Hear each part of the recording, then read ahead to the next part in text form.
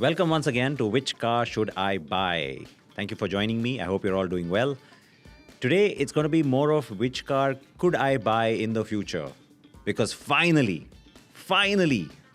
Genesis is confirmed for India. Yes, one more new brand. It's always big news when you get a new brand, right? Should you be excited? After all, it's a luxury brand. So, what's the big deal? Right? Well, yes and no. Chalo, let's get started.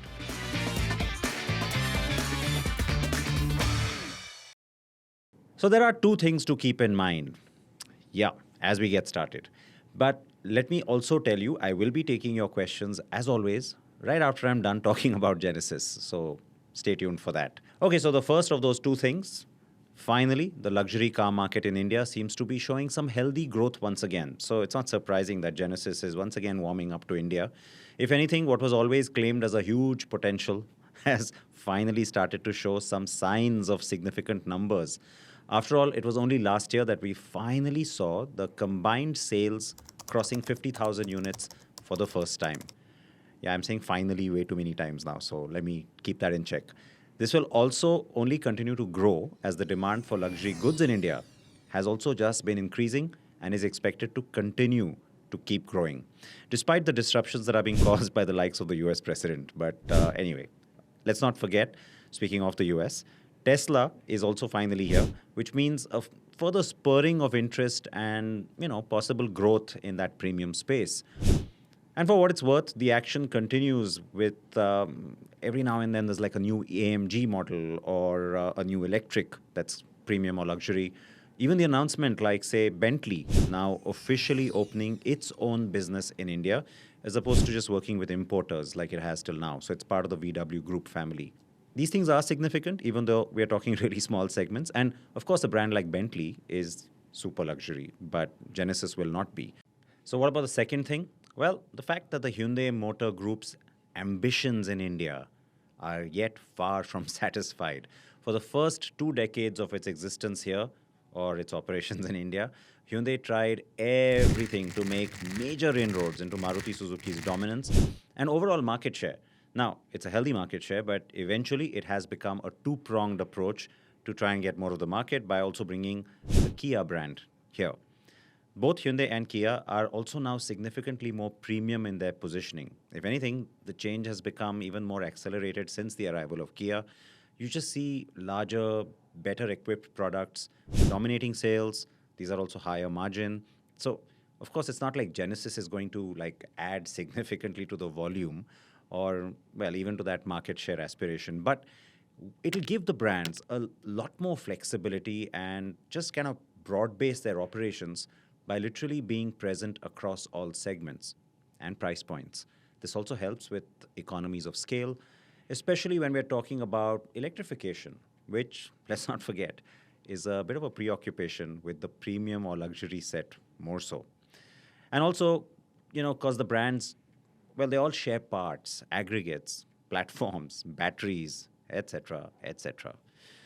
Time for my usual quizzing. So, trivia question one for the regulars here, you know what this is. In what year was the Genesis brand born? Answer with one and the year. Or you can just say quiz or trivia, and I'll know it's that answer.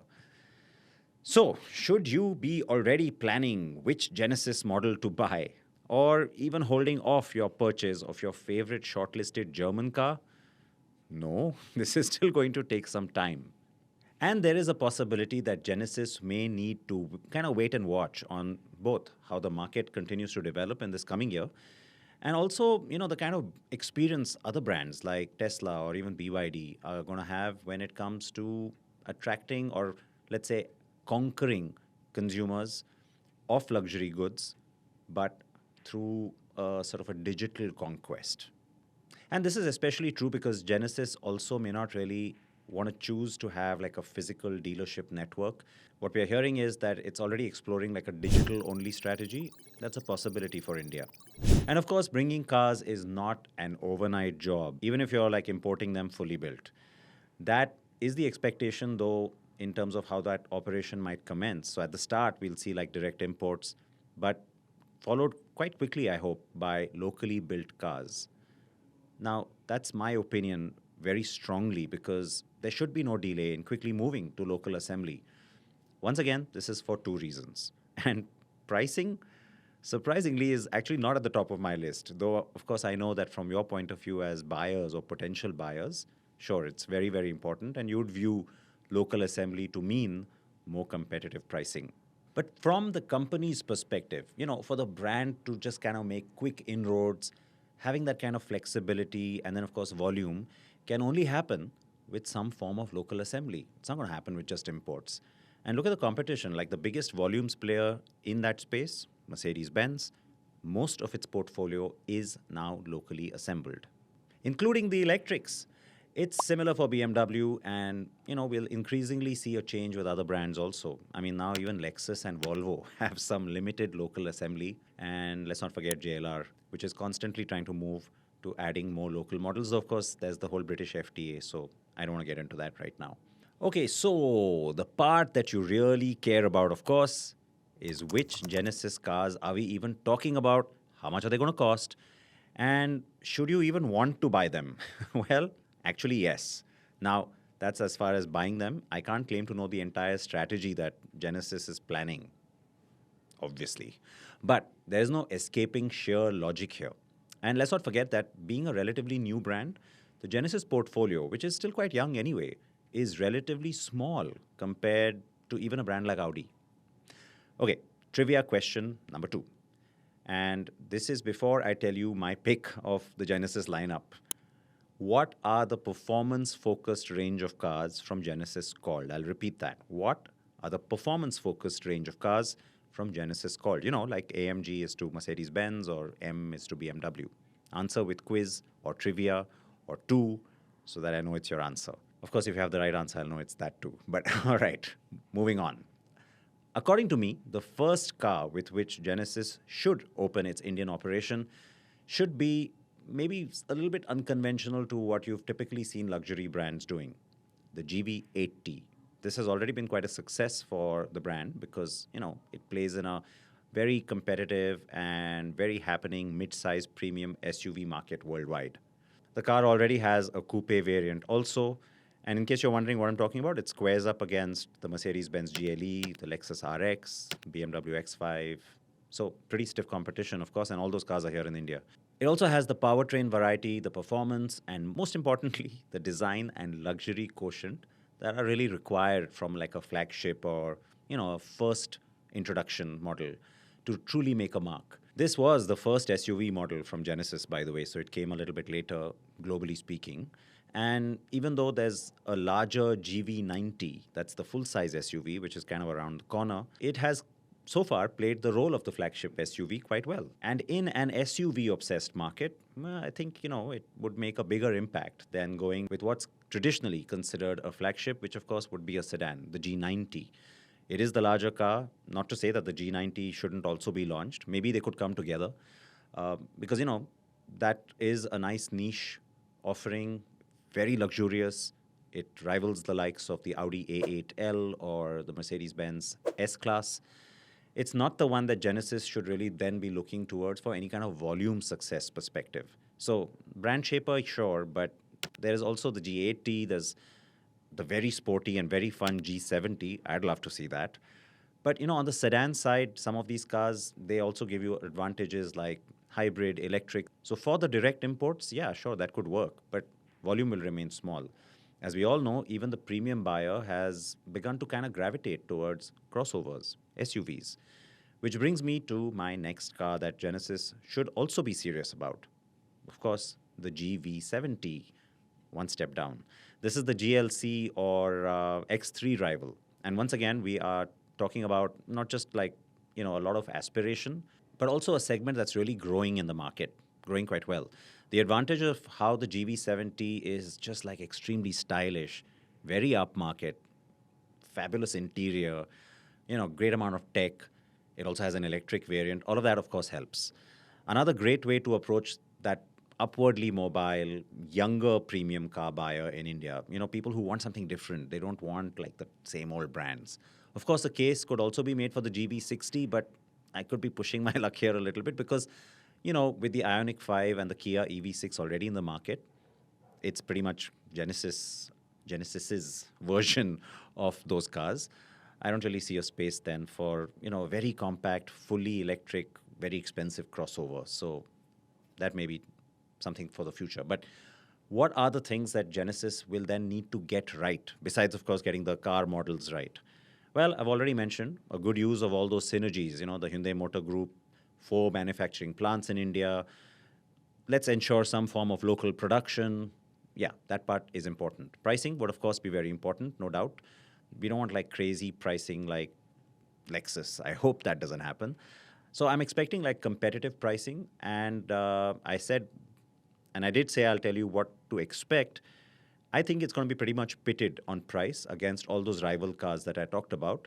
And in some cases, you might also see Genesis eventually starting to be aggressive, maybe undercutting or matching or really challenging the existing players. Next, of course, would be a very sharp and well tuned go to market strategy. Yes, it's a late entrant to the market, right? Despite the fact that the volumes in the luxury space remain small, it's a highly crowded, very competitive space. I mean, this is one area where pretty much all the models come in. We don't have to like wait for them here in India, right? The cars we're talking about are all extremely desirable, no doubt. And I mean the Genesis models, of course. They're also pretty good on performance, but they'll still need to really work hard to get that consumer's attention because it's a buyer that sometimes tends to lean towards the traditional favorites, unlike those younger guys. A lot of the other buyers, they'll lean towards the traditional favorites. So Genesis has to be aware of that, of course. So besides figuring out the synergies with the Hyundai Group's pan-India network, which also, I mean, includes things like after sales and service, I think Genesis could play it very smart by actually targeting that younger buyer that I was talking about, or even first-time buyers of luxury cars with some really smart partnerships with other brands. Maybe some nice, clever packages, especially financial packages like buybacks. To really kind of have like a springboard type of launch instead of just going after like this traditional rich buyer. Go after this nouveau riche or very successful professionals. That set as well. What do you think about all of this? Now, I would love to have your comments below, and I would also love the answer to the third question, which is my third and last quiz question. Besides Korea, where else are Genesis cars currently manufactured? I hope India is the third one where it finally also gets manufactured in the very near future. Russia used to be there, by the way, but that was around 2017. It's long gone. So answer with three, or of course, once again, mention quiz or trivia so that I can find your answer easily. Now, let's take a look at some of your questions. The first question is from Ravi KC. I have been using an Alto for the past 12 years. Now looking for a change. I'm 66 years old and need a small car only. Thoughts on the i10 Neos, Grand i10 Neos? You're spot on, Ravi. That's actually a great upgrade choice for you, and it's a reliable choice. It's a tried and tested choice. Only thing is that that car's been in the market now for a while. So if you want something that's kind of newer, only because it's newer, you could consider the Swift. But I will urge you to think about the AMT on either of those cars just for your driving comfort. Next, it's Naman saying, Hi Siddharth, I'm planning to buy a small mid-size CNG SUV for my family of 3. I'm looking for good mileage, boot space, after-sales service, and a reliable engine. Shortlisted options, Tata Punch, Maruti Brezza, Tata Nexon, Hyundai Venue. Hyundai Venue doesn't have that. Keep promising it, but it's not there. Could you please suggest which one would be the best fit for me? Okay, the good part is that when it comes to CNG variants, now you're getting some nice, well-appointed options. It's not like some basic stripped-down version that becomes CNG. So of all of these cars, I just feel like the Brezza is the no-nonsense, tried and tested pick. Nothing's wrong with the other cars, of course, but the Brezza just combines good value with decent space and even the trim. You don't get the top trim though, because the ZXi Plus, which has like the larger screen, you won't get that with CNG. It's only ZXi. But if you want that, if you want the fully loaded trim, go for the Nexon Fearless Plus. It even has a panoramic roof with the CNG model. In fact, the CNG model was the first one to bring that in for the Nexon range. Okay, next it's Naveen Gehani. Hello, Sid. Hi. Been your fan since the car and bike show days. I'm confused between Harrier EV and BYD Atto 3. Need an SUV EV. Confused between those two. Please suggest. I reside in Mumbai. I've been a follower since my school days. Thank you, first and foremost, for being such a long time supporter, Naveen. I really appreciate that. Okay, the Atto 3 gives you a smarter engineered product. The advantages of the Harrier, of course, size, space, good looking too. And yes, even some of the features. But, I just think like it's Mumbai, the traffic. The Atto 3 is probably better value and smarter tech also. Asha Murli is from Chennai and is asking or saying, I have been watching your videos for the past couple of days. Okay, this is a more recent supporter. We are in our early 60s and empty nesters. We have a Swift Desire diesel. Now it's 16 years old and still going. V8 engine, yes. We're looking to retire it and buy a new one. But with so many options, we are very confused, of course, yes. We primarily drive in the city with a few outstation trips, undecided on whether to buy an SUV or a sedan, petrol or EV. The budget is under 20 lakh rupees, looking for comfort, safety, mileage, not very heavy tech, looking forward to your inputs. Can also wait some time if something good is coming along. Would also like decent boot space as our kids are abroad. Was thinking of the Virtus or Slavia, but I understand maintenance is a little heavy. Okay. What a lovely detailed question, Asha. I'll really get your exact requirement and also your dilemma. Um, are there a few things around the corner? Yes. But you know what? The Slavia would be a great no nonsense choice.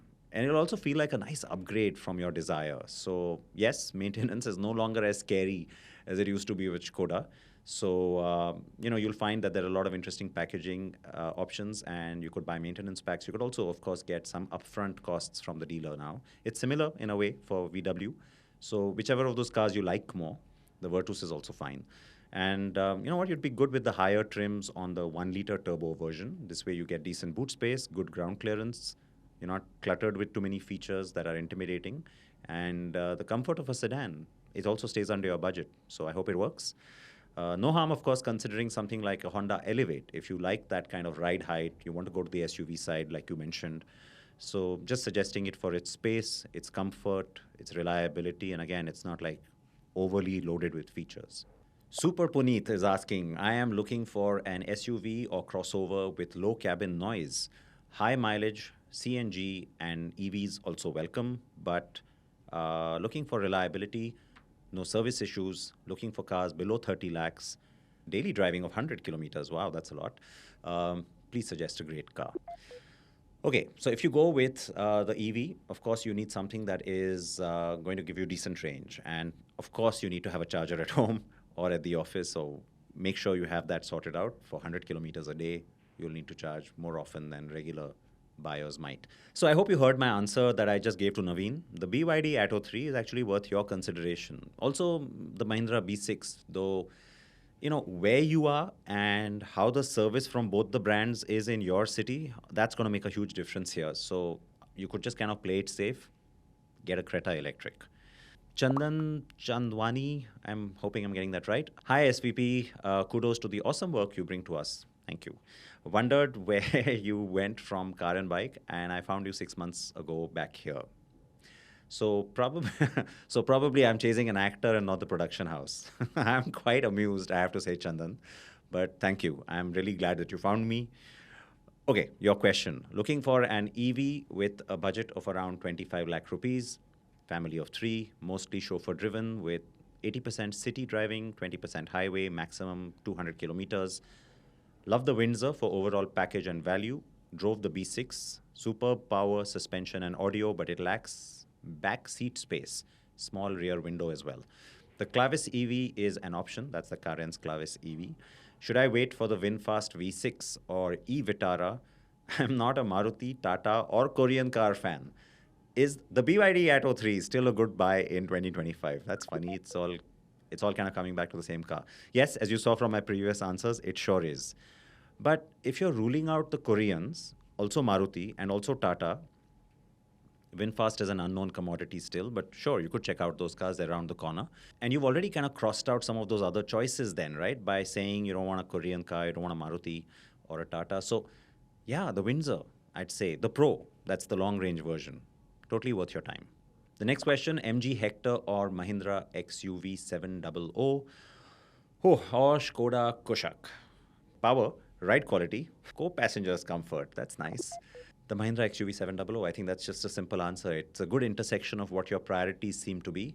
But be advised, a much, much, much delayed facelift is now just months away.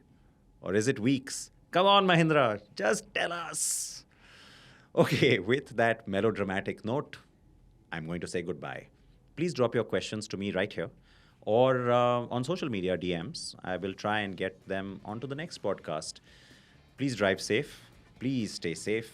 Please wear your seatbelts, front or back, or even in that middle seat at the back. Bye.